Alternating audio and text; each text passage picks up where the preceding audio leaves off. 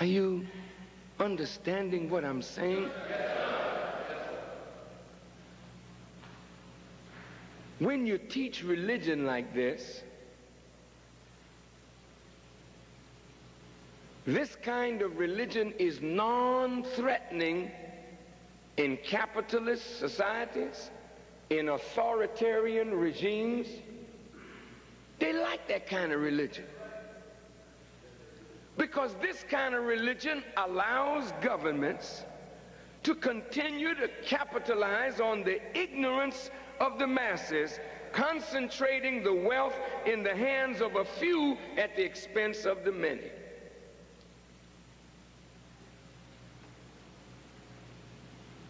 Therefore, brothers and sisters, on the coming of the great Mahdi, Master Farad Muhammad, and raising up the Honorable Elijah Muhammad to guide us, the lost found nation of Islam in the West, and to guide the whole of humanity back to a correct perception of life and a correct perception of God and religion, that we might take advantage of this gift called life and get out of the universe what God has deposited here for all of us and not for some of us. Now, the Honorable Elijah Muhammad had such a heavy job. He had to now take a non-industrious people and make us industrious. How do you do that? You know what he did? Master Farad Muhammad broke our thought on a life after we were dead. He never told us you're going to see your sweet mother in the by and by. He never said that. He never told us that when you die, you're going away someplace else. He didn't never tell us that. He said, brother and sister, when you are dead and we put you in the earth, that is the end of your life. That's it. So while you are here, you better make the best use of your time and your life.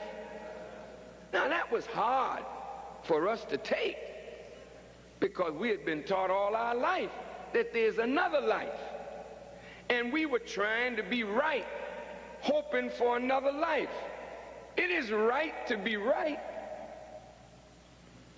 And it is right to hope in another life. There's nothing wrong with that. But not another life beyond the grave. And that is what the Honorable Elijah Muhammad brought to us, that made us jump up and take stock of what we were doing with our lives and begin to do something to help ourselves. You can't continue to look to the white man to make a better life for you. He's not going to do that, brothers and sisters. And he loves it when you continue to hope in him. He likes that. Oh, you're going to wait on me to bring it? Well, keep going, get more education, and you'll get a better life. Yes, be good, you'll get a better life. And then you come up with your PhD degree and still silly. Still got to go to him and beg him for a job. He likes that. You know what he doesn't like?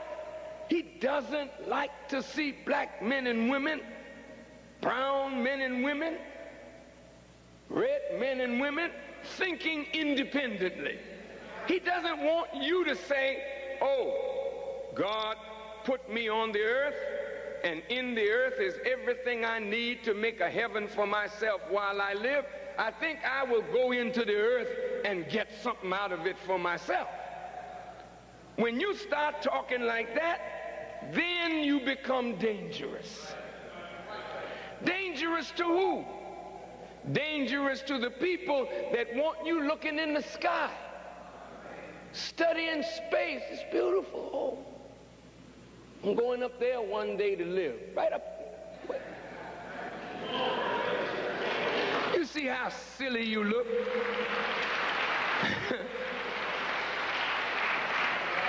Brother, this is 1989. You can't think that God is some space cadet out there in space looking down on you and me and our foolishness, and we're thinking that this space God is going to float out of the sky and change our condition. Come on, brother. Sister, you got to stop teaching that kind of religion.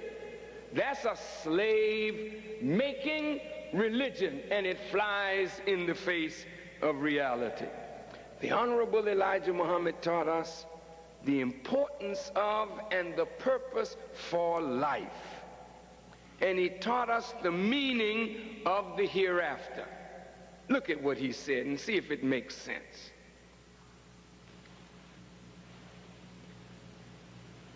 The Honorable Elijah Muhammad said to us that we are born into the world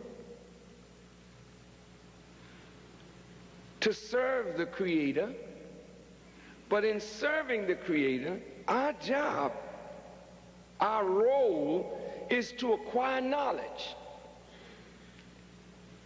and develop ourselves to the fullest extent and use our powers to better the condition of life, not only for ourselves and our families, but for our people and then for humanity. Every generation that dies goes down into the earth, brings up a new generation that becomes wiser, hopefully, more productive, based on the work of those that went before them.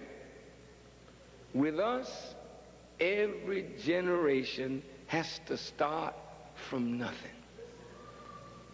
Because the parents do nothing to give to the children, that the children may give to the grandchildren, that the grandchildren may give to the great-grandchildren. You know why you don't pass nothing on? Because you think God is going to make it better for you and for your children in some spooky, mysterious way. And it's not going to happen. Brother and sister, you have been deceived. And it's hard to believe that, but it's the truth. You've been deceived. You go to school and you've studied the word hereafter. Just look at the word. Here, after. One, an adverb of place. Another, an adverb of time. Here. Here. Not there. Here. After. I want to be in the hereafter. I do. I strive to be a part of the hereafter. The Honorable Elijah Muhammad said, the hereafter for my followers is not tomorrow, it's right now. You don't have to wait to die to see a heavenly life. You can start living a better life right now. It starts here. After false ideas and concepts have been destroyed with the truth, the hereafter for you begins right then. Here, on this earth, after the power of the wicked to rule has been broken, you see a whole new life right here on the earth. Not in the sky, on the earth. Why do you think they spent so much time trying to destroy Jesus? They don't mind Jesus having a kingdom in the sky, because they wasn't living up there. Go ahead, Jesus. Take all your followers and head on up. But the rulers of the world were disturbed because Jesus said, thy kingdom come, thy will be done where? On earth as it is in heaven. Jesus knew, all praise is due to Allah, Jesus knew that the kingdom of God was going to be established on the earth, which meant that all temporal powers, Rome and all the powers of her day, or to make it really right down front, America and all the powers of this day, they're going to be set down. You can't have heaven on earth with Bush in power. You can't have heaven on earth with Deng Xiaoping in power. You can't have heaven on earth with Gorbachev or Thatcher or any of the black rulers. You can only have heaven on earth when the kingdom of God comes to the earth. And the kingdom of God is not no thing that's coming up out of the sky. It's something coming up out of you. And that's why Jesus said the kingdom of God is within you.